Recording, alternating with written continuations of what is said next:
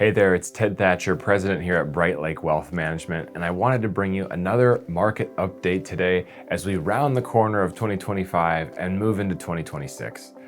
We have continued to sift through the economic data as it gets released. We have essentially been flying a little bit blind when it comes to economic data because of the government shutdown. And believe it or not, the data is still being published. Even over the next several weeks, we are still expecting more and more data to be released to get the full picture of that 45-day blackout that we had due to the shutdown.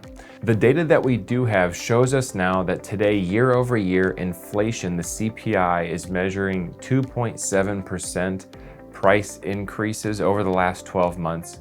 And a little bit of poor economic news here.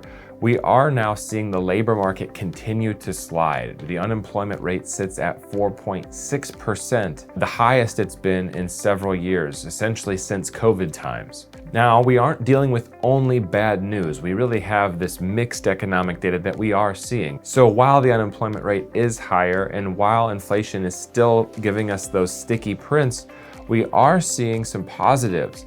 Last week, we saw the Fed lower interest rates, providing a little bit more relief for consumers. We're looking forward into 2026 and anticipate additional rate cuts from the Fed.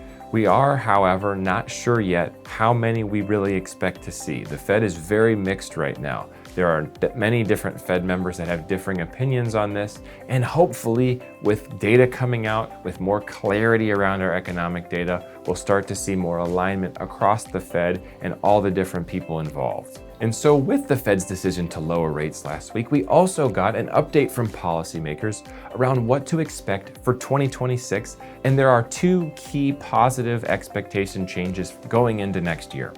First, our gross domestic product, our production as a country, is expected to grow much more than expected. So far, we had expected a 1.8% GDP increase next year. It had been sitting at 2.6% expected inflation in the next 12 months. That has actually been revised down now to about 2.4%. Again, a great direction, that coming down more toward the Fed's 2% inflation target each year. So while 2025 has certainly been a very volatile year in the markets, we are starting to see positive economic data points as we turn the corner for 2026 expectations.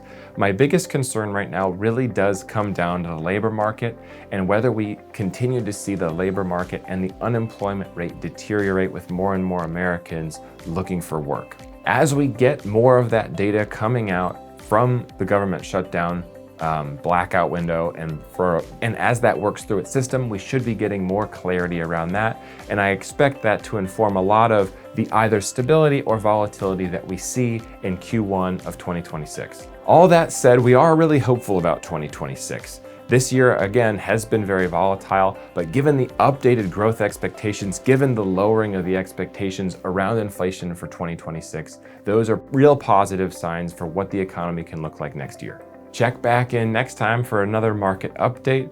And as we always say here at Bright Lake, we believe you should have hope in a bright future. Thank you.